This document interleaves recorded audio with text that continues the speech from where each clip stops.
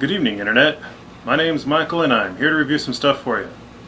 Tonight we're going to take a look at a horror drama movie from the mid-2000s called The Final Patient. Now, if you've never seen this movie before, let me read the back so you can get a general idea. When retired physician Daniel Green lifts a 5-ton farm tractor off a boy trapped beneath, the enigma of his supernatural strength piques the curiosity of two med students passing through town. Visiting the old doctor at his isolated farmhouse, they soon learn his bizarre secret. He has uncovered the key to eternal youth, but sometimes the lust for immortality has deadly consequences. The night takes a twisted turn as the young men discover Dr. Green's miracle has come with a horrifying price and a fate far worse than growing old. So yeah, that description is nothing but lies. Yeah, aside from the part about the med students and the doctor lifting the tractor, all lies. And even the tractor was a lie. This movie starts off with a couple of college students. They just graduated from med school and they're going somewhere over the summer.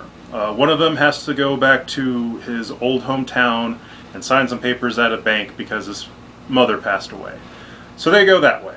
And then it cuts into our doctor, who is an old guy, and he's living in a farm, and there's some kids playing out on a tractor. And the tractor, they say at one point weighed 6,000 pounds, ain't no 5-ton tractor. It was maybe 3 tons, so even that. But anyway, the tractor's up on blocks, the kids are horsing around on it, and it falls on one of their legs. So the kids run up to the doctor and beg him to come help. So he runs to the tractor, and this is where the first hint of something odd's going on, because he runs faster than the kids and his dog. And he's an old man, and he walks around with a cane. But anyway, he gets to the tractor, and he lifts it with one hand off the kid. And then he tells him to call the sheriff, and then an ambulance comes, and they get the kid. And the kids tell the sheriff that the doctor lifted it with his, one-handedly. And then the doctor goes back into his house to take care of his sick wife, and the sheriff tries to lift the tractor while making sure no one's watching, and he can't make it budge. So anyway, he goes to the local bar, and at the local bar, the two med students are eating lunch before they go to the next town over, where the one guy has to sign some papers at a bank. Anyway, while they're there, they overhear the locals talking about a bunch of strange stories about the doctor, and the one character remembers that he used to hang out there and play there when he was a kid. So they decide to go check out what's going on with, the doctor lifting the tractor. Well, they get there and it's really late at night, but the sheriff shows up and drives them off. So they decide to come back the next day. And the sheriff shows up again and decides to let them talk to the doctor. So they talk to the doctor. The one character introduces himself. It's like, hey, do you remember me? And he's like, oh yeah, you were that one kid that hung around a lot. So they hang around, they talk to the doctor a little bit, and then they're about to leave because the doctor has to go take care of his sick wife who lives upstairs, and the sheriff wants them to leave. But the sheriff leaves and they're about to leave when the doctor invites them over to have dinner with him and eat some chili. So they're like, okay, and they leave. And then they come back at night. And while they're gone, the doctor goes up and takes care of his wife. And this is where more stuff hinting that there's something odd going on, aside from the fact the doctor lifted a tractor with one hand. His wife is really sick. They never show her face in the first part of the movie. They show her arms and her legs a little bit, and they're covered with sores, and he says she has like arthritis and dementia, but yeah, whatever she has, that's not it. They actually never really explain what's going on with her. He mentions experiments at one time, and she doesn't want to be parts of the experiments. And anyway, he says he's not going to. So he goes downstairs and he's looking through some notes. And at this point, you get one hint that if you miss it, you'll never catch it. He's looking through notes, and it's like all formulations of this formula, which they showed him taking earlier. He has it in his refrigerator. You don't mix it with alcohol because it makes you go crazy or something. But anyway, the boys show up later on that night, and they eat chili, and the boys brought some beer. And while they're talking, the old man's reminiscing about how he used to eat chili with his wife every Friday night, and she loved beer, and blah, blah, blah, blah, blah. And this whole time that they're showing the wife, like, listening through the vents and it's a little creepy. But anyway, he finally reveals the secret of how he's so super strong. And it sure as heck ain't no immortality formula. It's a super ancient Chinese drug that he came up with.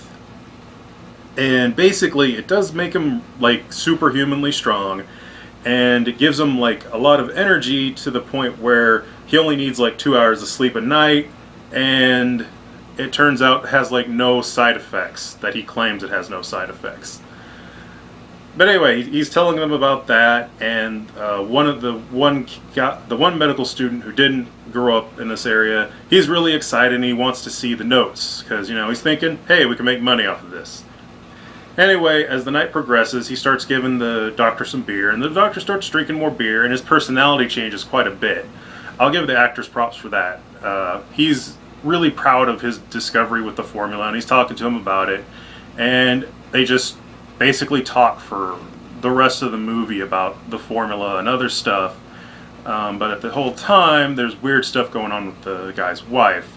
We also find out that he used to have a son who died rather young, like when he was 10 years old, a long time ago, and his son liked butterscotch candies, and his wife is now obsessed with butterscotch candies. And she may be psychic. Yeah, it's weird. She rants and raves several times, and she seems to know things before they happen. But anyway, eventually she goes on a rampage and she tries to kill everybody. She kills one of the guys with a rattlesnake, because that's the secret ingredient of the formula. It's made of rattlesnake venom. And they even bring up the point, it's like, how did the Chinese make a medicine out of rattlesnake venom? And the doctor's like, I don't know. They never really explain the medicine very well or how it's made. But anyway, the wife goes on a rampage. You finally see her face. The makeup effects for her, it's pretty good.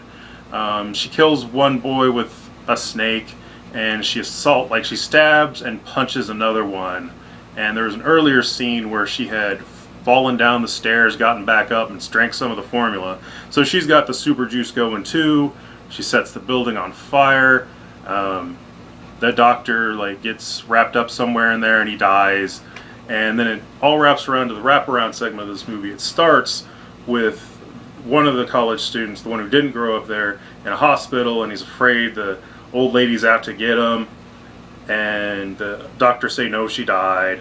But anyway, he's in the hospital bed. The nurse gives him some pills to sleep, and then the camera pans out, and it ends with the fairly predictable ending of she's under the bed with a knife, and that's the ending of the movie. So all in all, it was an okay movie. I got this movie and watched it specifically because the back of the box said, immortality formula, and I wanted to know what kind of horrible secret there was to it.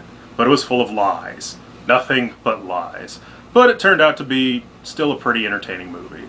All in all, I'll give this a 5, even though it did lie to me. But I would recommend watching it just for, if you're in for a different movie experience, I guess. Because the movie's not really scary in the traditional horror sense, but it does have some creepy moments with the wife, and the actual story is pretty decent. Anyway, that's all we have for this week, and stay tuned for next time when I'll review something else.